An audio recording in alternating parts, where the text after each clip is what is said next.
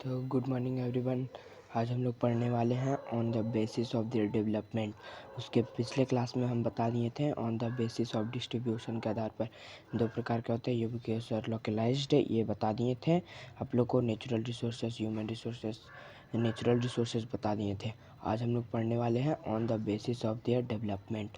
Development के आधार पर दो प्रकार के रिसोर्सेज होते हैं। On the basis of stage development, two resources are classified into two categories.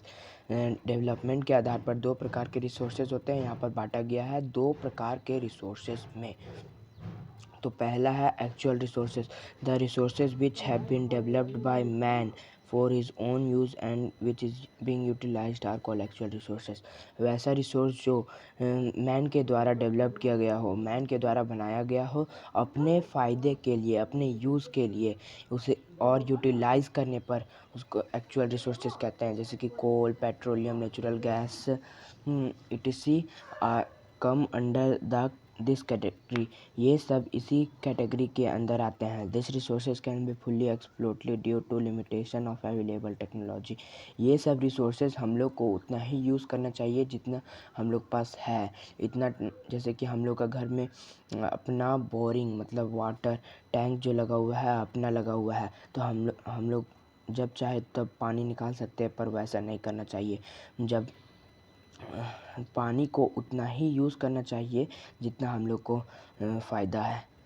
ज़्यादा से ज़्यादा यूज़ नहीं करना चाहिए, बचा करके चलना चाहिए, क्योंकि फ्यूचर जनरेशन में भी ऐसा बचा सकें, यूज़ कर सके वाटर को। For example in India we have huge resources of coal. Example के तौर पर हमारे इंडिया में बहुत सारे कोल मतलब कोयला है, but it can not be used economically as we do not have proper technology. हम लोग इसका अच्छे तरीके से यूज़ नहीं कर रहे हैं क्योंकि हम लोग पास इसका टेक्नोलॉजी नहीं है, पूरे अच्छे तरीके से टेक्नोलॉजी नहीं है इसके। तो अगला टॉपिक है potential resources. This resources are available to us but they do not utilise properly. ये रिसोर्सेज हम लोग पास है, अवेलेबल है, पर हम लोग इसका यूज़ नहीं कर रहे हैं क्योंकि हम लोग पास इसका प्रॉपर टेक्नोलॉजी नहीं है। This may be due to not availability of the technology और मीन्स, क्योंकि हम लोग पास इसका टेक्नोलॉजी नहीं है कि यूज़ कैसे करें। टेक्नोलॉजी नहीं है कि हम, जैसे कि पेट्रोल निकालना है, ठीक है, तो पेट्रोल जहाँ तक निकालना था वहाँ तक हम लोग पास टेक्नोलॉजी है, पर उसके अंदर जाने का और टेक्नोलॉजी नहीं है, तो हम लोग उसका पेट्रोल को निकाल नहीं पा रहे हैं। जैसे कि ocean, tide, waterfall, river in country are the potential resources. और इलेक्ट्रिसिटी को जनरेट करने में इन्फ्रास्ट्रक्चर इन अवेलेबल, ये सब होता है।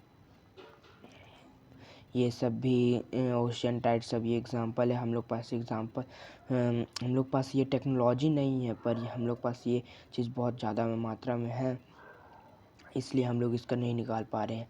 On the basis of their origin के आधार पर दो प्रकार के बताए थे, दो प्रकार के रिसोर्सेज होते हैं। On the basis of their origin resources are classified into two category. पहला है अबायोटिक रिसोर्सेज और दूसरा बायोटिक रिसोर्सेज। तो अबायोटिक रिसोर्सेज पहले हम लोग पढ़ने जा रहे हैं, ठीक है। तो अबायोटिक रिसोर्सेज में क्या था, this resources are obtain from non living और फिजिकल इन्वायरमेंट। ये रिसोर्सेज हम लोग को नॉन लिविंग ऑर्गेनिज्म से और फिजिकल इन्वायरमेंट से प्राप्त होता है। It include land, water, air, rock, natural gas. ये एग्ज़ाम्पल के तौर पर लेते हैं तो land, water, air, natural gas, petroleum product, minerals, iron mineral में से ले लेते हैं आयरन, गोल्ड, सिल्वर, etc। ये सब बायोटिक रिसोर्सेज में आते हैं। Biotic resources, the biotic resources are obtained from living organism such as plant and animals. Biotic resources living organism से प्राप्त होता है, सच एज जैसे कि प्लांट और एनिमल्स।